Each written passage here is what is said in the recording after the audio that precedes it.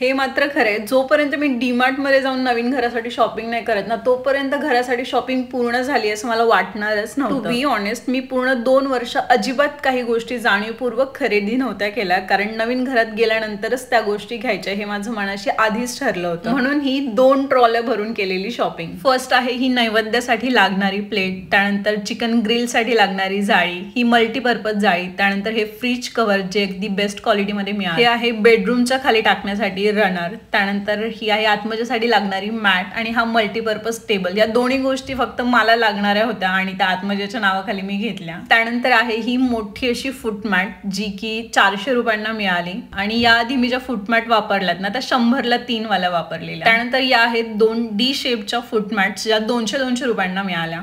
त्यानंतर हे घेतलेले 2 कॉफी मग जे मी बऱ्याच डीमार्टला गेल्यानंतर हातात घेऊन परत ठेवून द्यायचे आणि आज फायनली मी ते घेतले. सिपर म्हणून पण आपण ते दोन्ही वापरू शकतो. त्यानंतर मग येतात या सगळ्या काचेच्या बरण्या ज्या ऑनलाईन घेण्यापेक्षा डीमार्ट मध्ये जाऊन घेणं मला जास्त वर्थ इट वाटलं, कारण ऑनलाईन ऑर्डर केल्यानंतर परत त्या डॅमेज कंडिशन मध्ये येणार आणि आपण रिप्लेस करणार, परत तो सगळा टाइम जाणार आणि या डीमार्ट मध्ये बऱ्यापैकी स्वस्त देखील मिळाला ॲज कम्पेअर टू ऑनलाईन. त्यानंतर या आहेत स्क्वेअर शेपवाल्या बरण्या ज्यावरती टेक्स्चर होतं आणि या मला खूप दिवसांपासून हव्या होत्या आणि डीमार्ट मध्ये अजून देखील वेगवेगळ्या शेप्सच्या होत्या. त्यातील हा एक नवीन शेप देखील घेतला, म्हटलं युनिक शेप आपल्याकडे काहीतरी असा असावं म्हणून. आणि या एअरटाईट आहे. फक्त या थोड्याशा हाईट वाल्या ज्या बरण्या आहेत ना त्याचा एक छोटासा इश्यू झालाय, जे मी किचन मध्ये मागे काढलेले निश आहे ना त्यामध्ये या मावत नाहीयेत. मे बी मला या रिप्लेस कराव्या लागतील. अजूनही काही गोष्टींची शॉपिंग बाकी आहे. तर तुम्हाला ह्या काचेच्या बरण्या कशा वाटल्या हे मला कमेंट मध्ये सांगायला विसरू नका. हे एक हँडवॉश कंटेनर देखील घेतला, थोडासा युनिक वाटला. सध्या या किचनच्या निश मध्ये सगळ्या प्लास्टिक आणि स्टीलच्या बरण्या आहेत. नवीन बरण्या लावल्यानंतर लुक कसा दिसतो हे